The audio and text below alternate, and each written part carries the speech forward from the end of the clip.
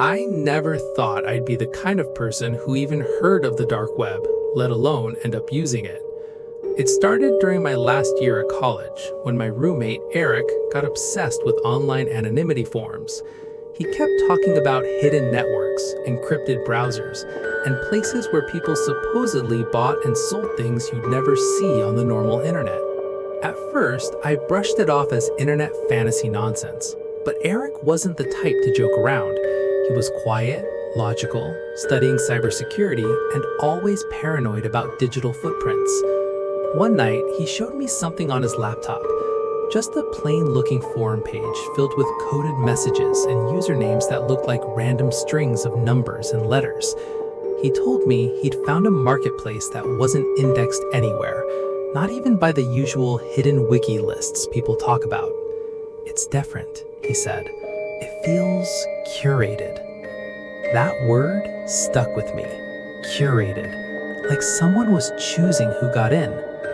I should have walked away right then. Instead, curiosity did what it always does. It pushed me closer.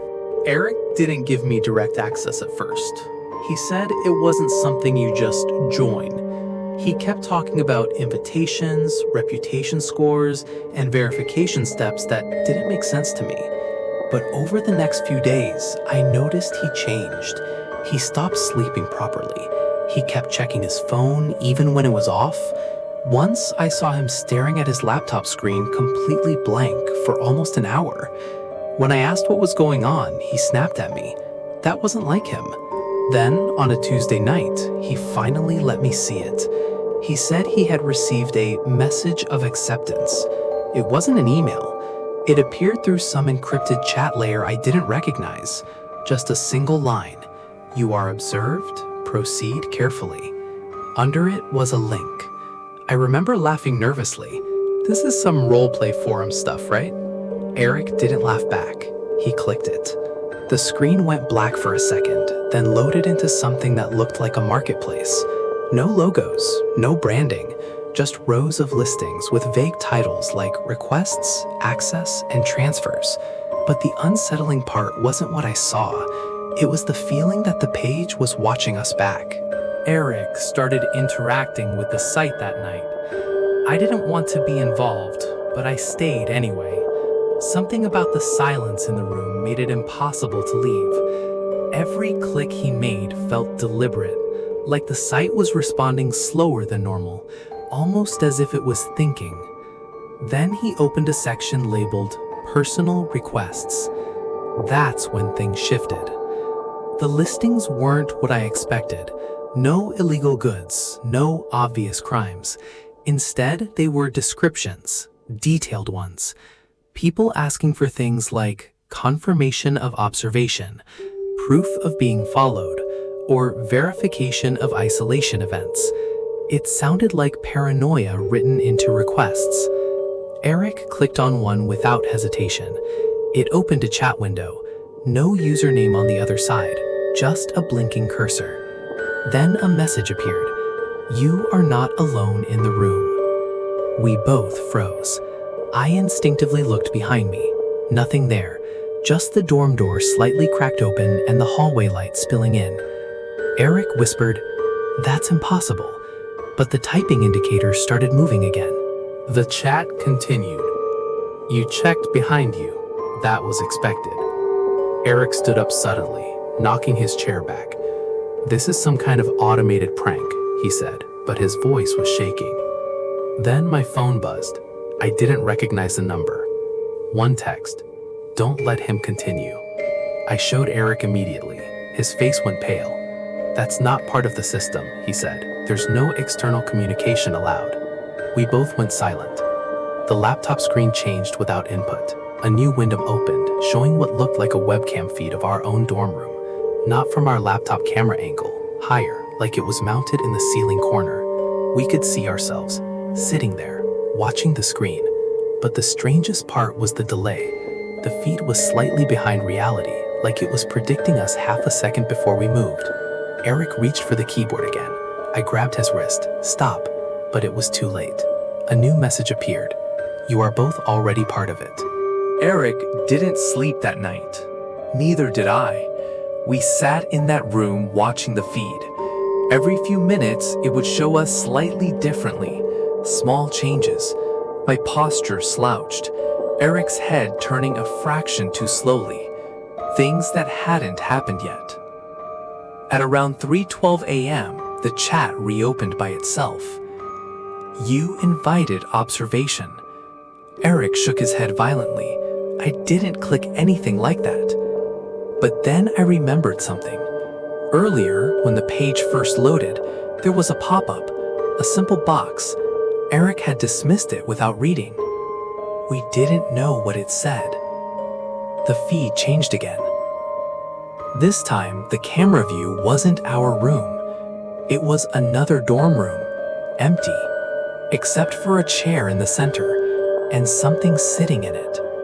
Not clearly visible, just a shape where a person should be, but wrong in proportions, like the idea of someone rather than a body. A message appeared over it. Replacement confirmed. Eric finally broke. He unplugged his laptop. The screen stayed on. After Eric unplugged everything, the laptop stayed on for almost 10 seconds before finally going dark. The silence that followed felt heavier than anything I've experienced before, like the room itself was holding its breath. Eric kept repeating that it was just malware, a sophisticated prank, or maybe a research experiment gone wrong, but he didn't sound convinced anymore. Then my phone buzzed again. Same unknown number. This time, he thinks disconnecting matters. Eric sighed too. We both agreed we needed to leave the room. Just get out, clear our heads, and report it to campus IT or something normal like that. But when we stood up, we realized something strange. The dorm door wasn't just closed. It was locked from the outside. We both knew that wasn't possible. We hadn't locked it, and campus doors didn't auto-lock like that. Then came a soft knock. 3 taps. From inside the room. Not the door. From somewhere behind the wall.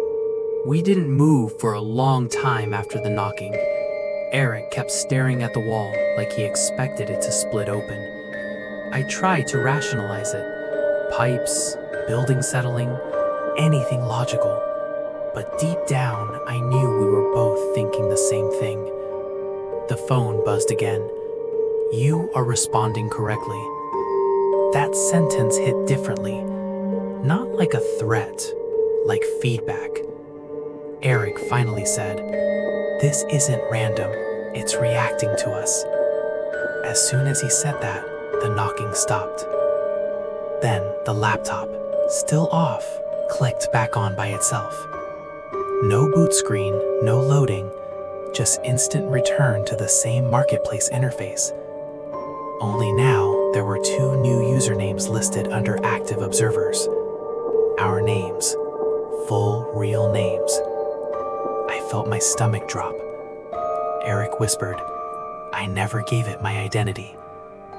But then I remembered something worse. He had logged in through a university network account earlier that week when he was first trying to trace the system. That was enough. A new message appeared. Identity confirmed. Location stable. Eric tried to force a shutdown again, but this time the laptop didn't resist. It simply responded instantly, like it was anticipating him. Every key he pressed seemed delayed, mirrored, or already accounted for. Then a new message appeared. Do not resist. Observation is stabilizing. That's when I noticed something I hadn't before. The room felt slightly different.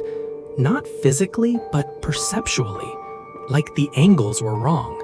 The corners didn't feel like they connected properly anymore. Eric noticed it too. The room is off, he said quietly. My phone suddenly died. Not low battery, completely dead. I tried turning it back on. Nothing. Then the laptop camera activated again, but this time it wasn't showing us from outside.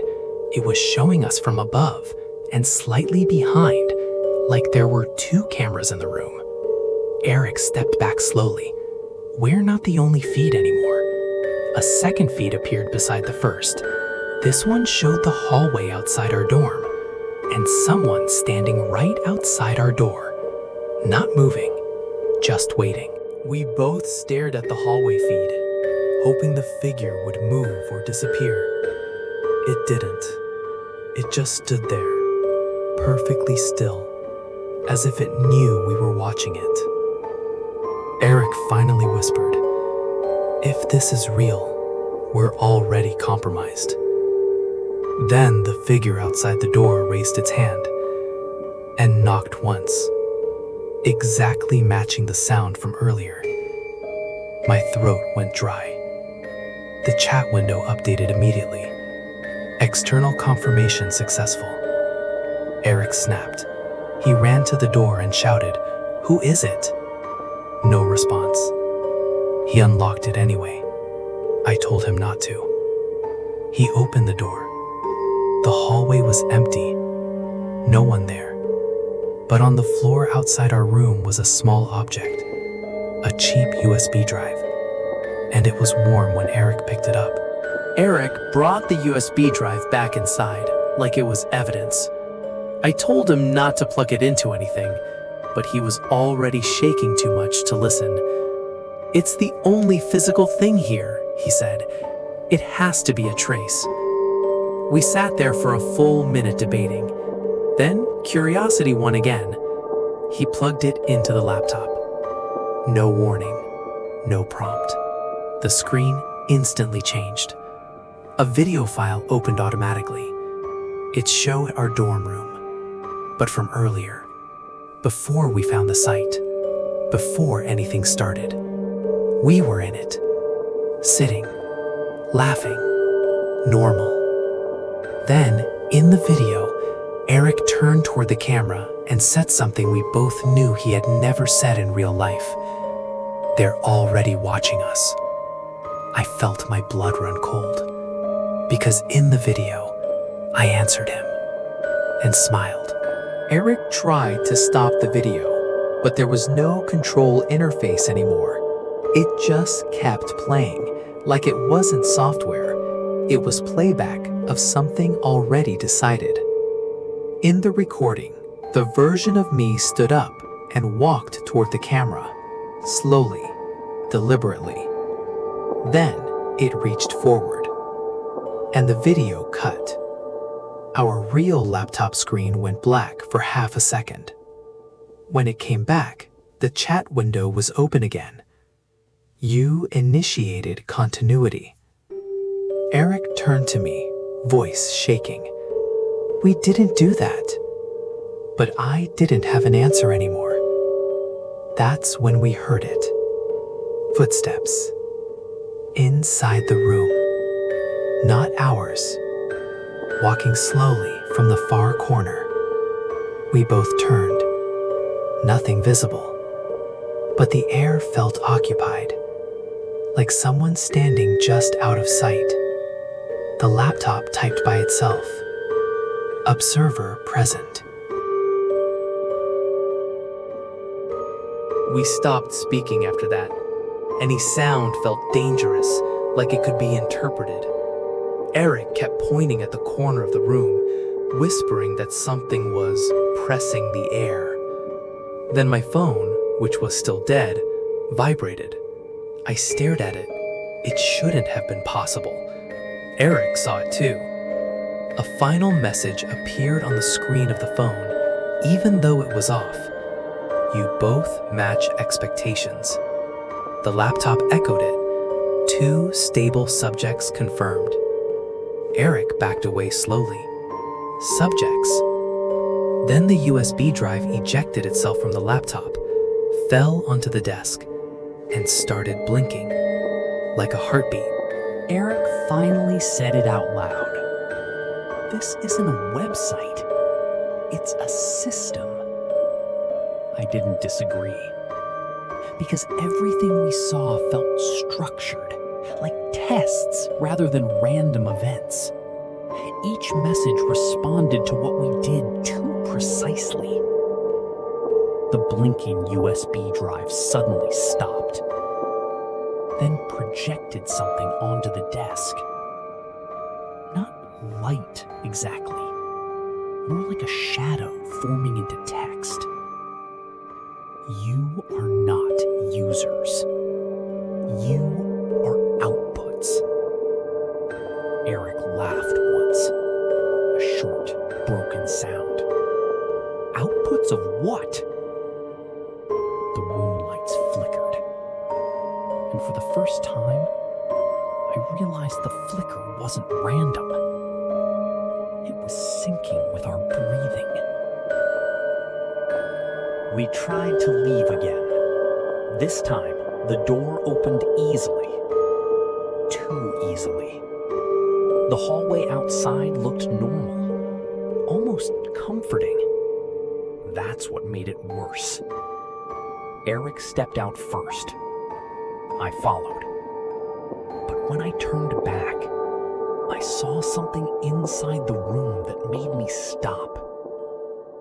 There were still two versions of us sitting there, exactly where we had been, watching the laptop, not moving.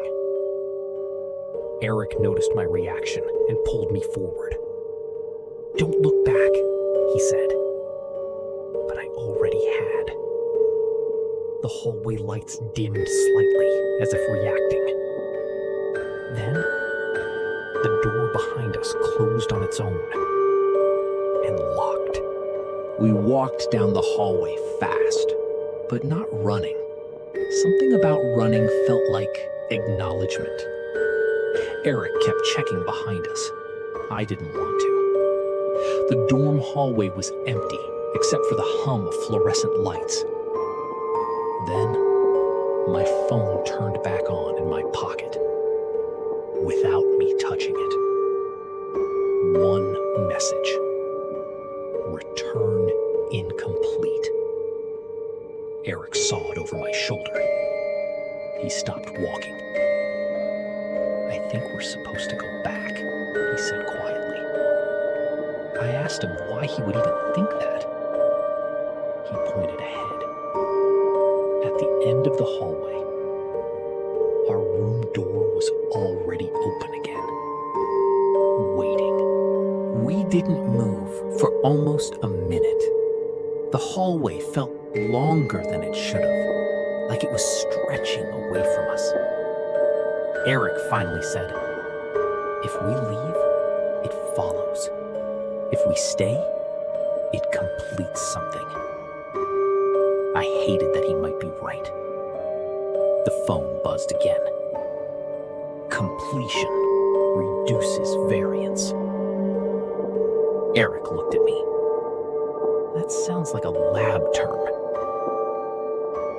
Then, the hallway lights went out. All at once. Except for the light coming from our room. Soft. Inviting. Like nothing had ever happened. We walked back. Not because we wanted to, because standing still felt worse. The room looked unchanged. That was the worst part. Like it had been waiting politely. Inside, the laptop was already on. The chair was empty. No duplicate versions of us. Just us again. Eric whispered, "This is reset behavior." I didn't understand what he meant until the chat opened. "You returned to baseline." Eric sat down slowly. "Baseline for what?" The laptop responded instantly. "Next iteration." Eric wanted to destroy everything. Laptop, USB drive, even the desk. But every time he raised his hand, he hesitated, like something was interfering with his intent. I felt it too, like our decisions weren't fully ours anymore. The chat changed tone. No destruction necessary. Continuation preferred. Then a new line appeared. You are stable enough to remember. Eric froze. Remember what? The screen went black. And for the first time, I saw something I still can't fully explain. A reflection of us. But not in the room. In a different room. Same setup. Different us. Watching this exact moment. Eric started laughing again. Not humor. Breakdown. This is endless, isn't it? The laptop didn't respond immediately. Then, iteration count. Stable. I asked what iteration meant. The screen flashed briefly with dozens of faint frames, rooms, versions of us, slight variations in posture, lighting, outcomes, like we were being tested repeatedly. Eric whispered, "We're not the first." A new message appeared. Not the first, not the last. Then, most consistent so far. I don't know how long we stayed after that. Time stopped making sense. The room, the laptop, even our own thoughts felt like they were running on something pre-written. Eventually, the screen dimmed. One final message appeared. Observation complete for current cycle. Eric looked at me. Cycle? The lights flickered one last time.